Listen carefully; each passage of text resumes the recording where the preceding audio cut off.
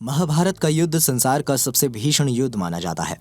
18 दिनों के इस युद्ध में बहुत कुछ ऐसा हुआ था जिसने समाज को एक सीख के साथ साथ एक नए नियम और उच्च आचरण का ज्ञान देके गया था। लेकिन एक उत्सुकता हमारे मन में हमेशा रहती है कि क्या क्या हुआ होगा उन 18 दिनों में। कैसी परिस्थिति रही होगी उस समय जब भीष्म पितामह का वध हुआ होगा, जब निर्मम हत्या की गई होगी अभिमन्यु की। क्या पांडव ही जीत रहे थे शुरू से? तो आइए जानते हैं उन 18 दिनों के युद्ध का एक एक दिन का वर्णन। पहला दिन। युद्ध के पहले दिन पांडव पक्ष को भारी हानि हुई थी। विराट नरेश के पुत्र उत्तर और श्वेत को शल्य और भीष्म ने मार दिया था। भीष्म ने पांडवों के कई सैनिकों का वध कर दिया था। ये दिन कौरवों के लिए उत्साह बढ़ाने वाला और पांडवों के लिए निराशाजनक था। दूसरा दिन। दूसरे दिन पांडवों को अधिक नुकसान नहीं हुआ था। द्रोणाचार्य ने धृत्युमन को कई बार हराया। भीष्म ने अर्जुन और श्री कृष्ण को कई बार घायल किया। भीम ने हजारों कलिंग और निषाद मार गिराए, लेकिन अर्जुन ने भीष्म को रोके रखा। तीसरा दिन। तीसरे दिन भीम ने घटोत्कच के साथ मिलकर दुर्योधन की सेना को युद्ध से भगा दिया। इसके बाद भीष्म संहार मचा देते हैं। श्री कृष्ण अर्जुन को भीष्म का वध करने को कहते हैं, लेकिन अर्जुन उत्साह से युद्ध नहीं कर पाते हैं, जिससे श्री कृष्ण स्वयं ही भीष्म को मारने के लिए दौड़ पड़ते हैं। तब अर्जुन भरोसा दिलाते हैं कि वे पूरे उत्साह से युद्ध लड़ेंगे। चौथा दिन। इस दिन कौरवों अर्जुन को रोक नहीं सके। भीम ने कौरव सेना में हाहाकार मचा दिया।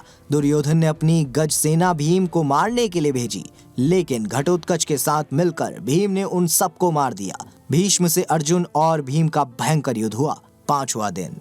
युद्ध के पांचवें दिन भीष्म ने पांडव सेना में खलबली मचा दी थी। भीष्म को रोकने के लिए अर्जुन और भीम ने उनसे युद्ध किया। सात्यकी ने द्रोणाचार्य को रोके रखा। भीम ने सात्यकी को युद्ध से भगाने के लिए मजबूर कर दिया। छठा दिन।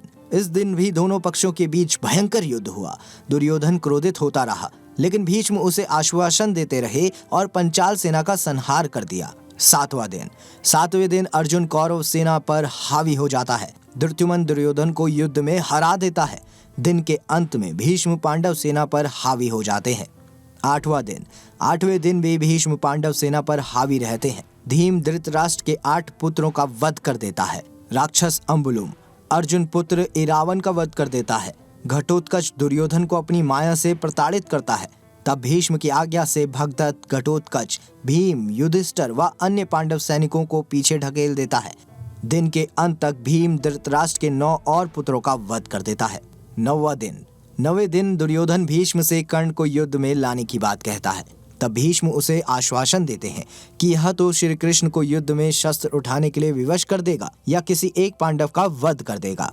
युद्ध में भीष्म को रोकने के लिए श्री कृष्ण को अपनी प्रतिज्ञा तोड़नी पड़ती है और वो शस्त्र उठा लेते हैं।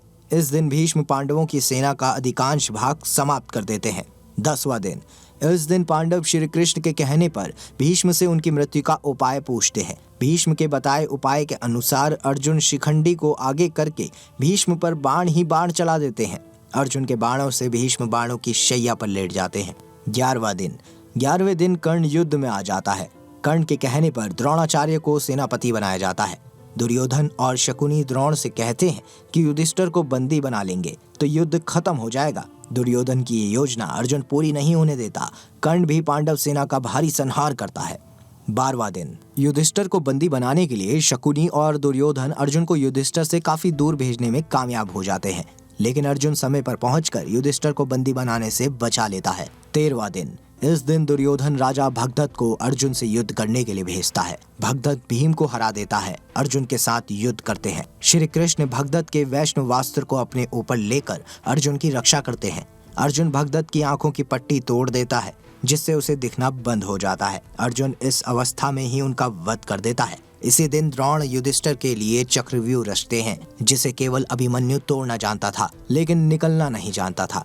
युधिष्ठिर भीम आदि को अभिमन्यु के साथ भेजता है, लेकिन चक्रव्यूह के द्वार पर जयद्रथ सभी को रोक देता है। केवल अभिमन्यु ही प्रवेश कर पाता है।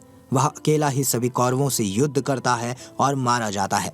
पुत्र अभिमन्यु का अन्यायपूर्ण तरीके से वध हुआ देखकर अर्जुन अगले दिन जयद्रथ का वध करने की प्रतिज्ञा लेता है और ऐसा न कर पाने पर अग्नि समाधि लेने को कह देता है। 14वें दिन। अर्जुन की अग्नि समाधि वाली बात सुनकर कौरव जयद्रथ को बचाने की योजना बनाते हैं। द्रोण जयद्रथ को बचाने के लिए उसे सेना के पिछले भाग में छिपा देते हैं, लेकिन श्री कृष्ण द्वारा किए गए सूर्यास्त के कारण जयद्रथ बाहर आ जाता है और अर्जुन उसका वध कर देता है। इसी दिन द्रोण द्रुपद और विराट को मार देते हैं। 15वां दिन। इस दिन पांडव छल से द्रोणाचार्य को अश्वत्थामा की मृत्यु का विश्वास दिला देते हैं, जिससे निराश हो द्रोण निशास्त्र हो जाते हैं। इस दशा में धृत्युमन द्रोण का सिर काटकर वध कर देता है। 16वां दिन। इस दिन कर्ण को कौरवों का सेनापति बनाया जाता है। इस दिन वह पांडव सेना का भयंकर संहार करता है। कर्ण नकुल और सहदेव को हरा देता है, लेकिन कुंती को दिए वचन के कारण उन्हें मारता नहीं है। भीम दुशासन का वध कर देता है और उसकी छाती का रक्त पीता है। 17वां दिन। 17वें दिन कर्ण भीम और युधिष्ठिर को हरा देता है, लेकिन कुंती को दिए वचन के कारण उन्हें मारता नहीं है। युद्ध में कर्ण के रथ का पहिया भूमि में धंस जाता है। तब कर्ण पहिया निकालने के लिए नीचे उतरता है और उसी समय श्री कृष्ण के कहने पर अर्जुन कर्ण का वध कर देता है। फिर शल्य प्रधान सेनापति बने, जिसे युधिष्ठिर मार देता है। 18वां दिन।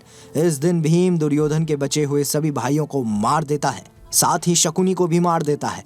अपनी पराजय मानकर दुर्योधन एक तालाब में छिप जाता है, लेकिन पांडव द्वारा ललकारे जाने पर वह भीम से गदा युद्ध करता है। तब भीम छल से दुर्योधन की जंघा पर प्रहार करता है। इससे दुर्योधन की मृत्यु हो जाती है। इस तरह पांडव विजयी होते हैं। उम्मीद है आपको 18 दिन के युद्ध के सफर पर चलकर अच्छा लगा होगा। अगर हाँ, तो वीडियो को लाइक करें, शेयर करें और कमेंट बॉक्स में जय श्री कृष्ण जरूर लिखें।